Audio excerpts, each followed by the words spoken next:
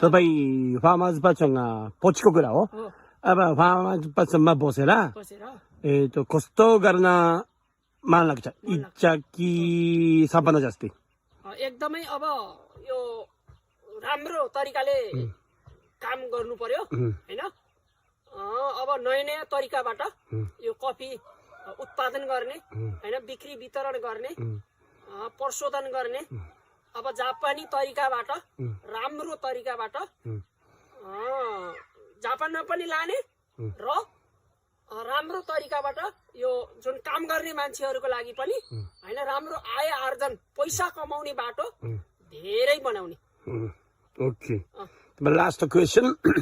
जापानमा बसेर कफी पिउने मान्छेलाई मेसेज बताइदिनुहोस् अब कस्तो छ भने